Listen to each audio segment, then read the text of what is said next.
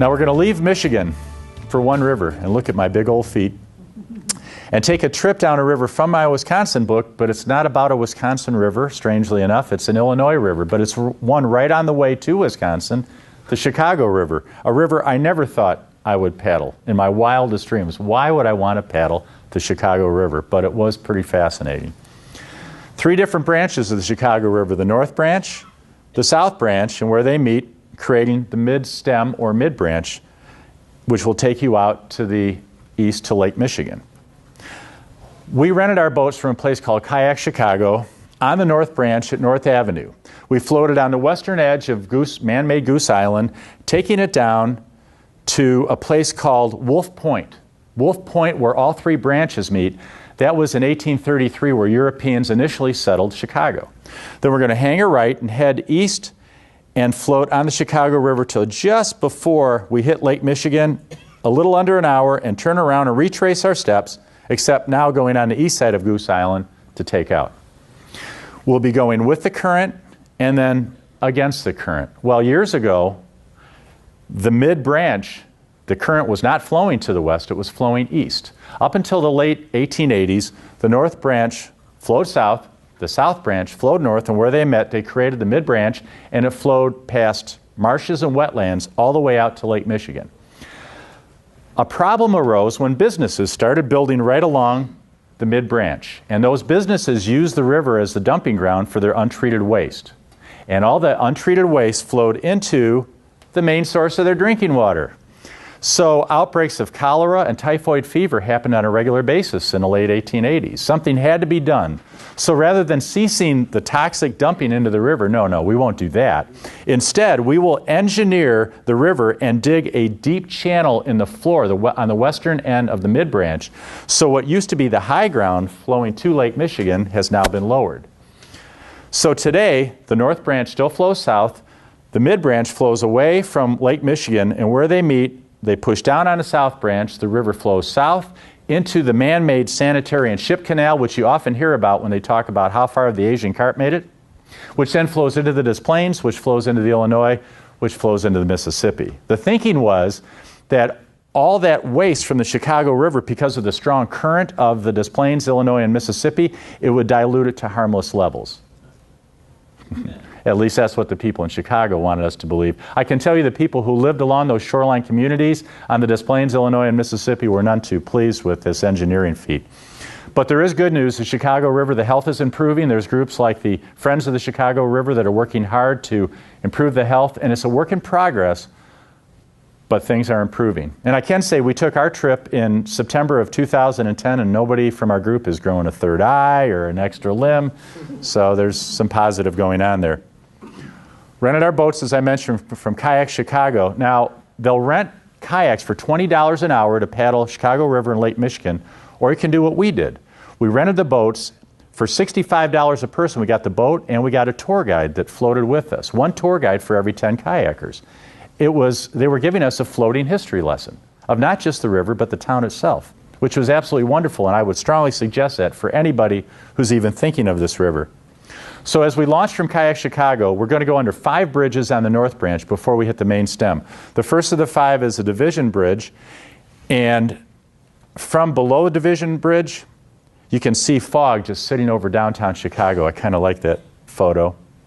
Now, the 5th and final bridge on the North Branch is the one in the distance called the Kinsey Street Bridge, and it comes with a story. In 2004, the Dave Matthews Band was in Chicago for a concert. Their tour bus was driving over the Kinsey Street Bridge at the exact moment that a double-deck architectural sightseeing tour boat was going below the bridge. Bus above, boat below. At that exact moment, the bus driver pressed a button that released all the holdings of the septic tank, 80 gallons of human waste, onto the sightseeing boat and its 120 passengers. It was a direct hit on the people who thought they had the best seat in the house on the open-air upper deck. I can only imagine them, mouths open, looking at the beautiful buildings. Shortly after the general nausea subsided, the lawsuits were filed.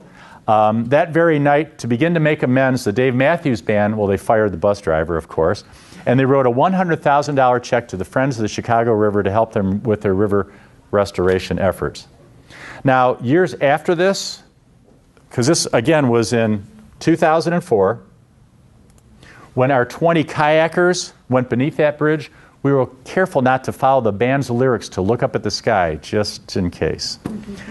Another piece to this Kinsey Street incident, which I found kind of amusing, because I wasn't on that double-deck architectural sightseeing tour boat, is the bridge is right next to the newspaper Chicago Sun-Times. And I could just imagine a reporter happened to be looking out their 7th floor window as the bus driver hit the button and telling their editor, I think we have our lead story. So.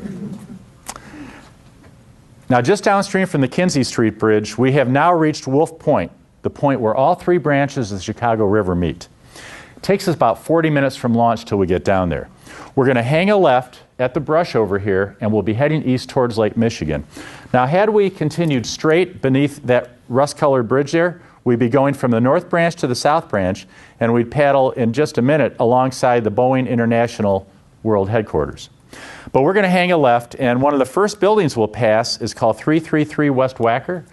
And that's intriguing to me because one of my favorite movies is the '86 classic Ferris Bueller's Day Off. And when Ferris was on the parade float singing Twist and Shout, his dad was looking out from his office window, and this is where he was looking down from. So, again, not as good a story as the Navin Field opener, but not bad. So we hang a left, and as soon as we hang a left onto the main stem, we are going to pass the Mammoth Merchandise Mart. 4 million square feet of floor space. Great place to have a party, apparently. It is the 2nd largest building in the world. It was built in 1931, and for 10 years it was the largest until the Pentagon was built in 1941. We are going to go under the first of 7 different bridges on the main stem. I took a couple early morning shots. I just thought it was so pretty. On your right, on the south shore, that's the Chicago Riverwalk, which will take you almost all the way to the very edge of Lake Michigan. Very peaceful views in the early morning. We're looking past the LaSalle Street Bridge there. This is one of the more notable structures along the main stem. It's on your right. It's a building that houses a steakhouse called Fulton's on the River. I mentioned we're going to go underneath 7 bridges. We're going to go close to Lake Michigan, but not quite all the way there. We're going to stop before Navy Pier and all that stuff and turn around at Wabash Avenue. That happens to be the turnaround point for the guided tour from Kayak Chicago. If you were to continue past Wabash Bridge, in about 10 minutes you would reach the edge of Lake Michigan. In the foreground, the State Street Bridge. In the background, that's our turnaround point at Wabash. In between those 2 bridges, the very tall tower, that's the Trump Tower. And just downstream, the beautiful, stately old building, that's the Wrigley Building. So we turn around here, retrace our steps, 5.3-mile journey, an hour and 45 minutes actual paddling time, but factor in another half hour to 35 minutes if the tour guides come with you. But that is time and money well spent. Absolutely wonderful. Now, once again, time on the water, people in our group getting thirsty, getting hungry. So what we did, we walked 4 blocks on Chicago Avenue, east of the North Branch of the Chicago River, and at the corner of Orleans and Huron Street, we found the Green Door Tavern, home of the legendary Green Door Burger, which was wonderful. The sign says established in 1921, but this building was built 50 years earlier in 1871, and it was built in an interesting time. Just a few months after Mrs. O'Leary's cow kicked over the lantern to start the Great Chicago Fire, and just a few months before, an 1872 ordinance, an ordinance that says no longer may wooden commercial buildings be built in Chicago. So because of that timing, this is one of the last businesses in Chicago that operates in a wooden structure. I love the background of the name, the Green Door Tavern. That's from Prohibition days. In Prohibition days, if a Chicago area bar or restaurant was selling alcohol legally, if they were operating a blind pig or speakeasy, they would paint their door green. So you knew they were selling alcohol legally behind the door. How hard were the authorities trying if the door painted green told you there was alcohol sold inside? Now, as soon as you walk in, if you love old-time taverns, and I do, you will love this place, but it's downstairs where you feel like you have walked into the roaring 20s. This was Al Capone's favorite speakeasy to go to during Prohibition days.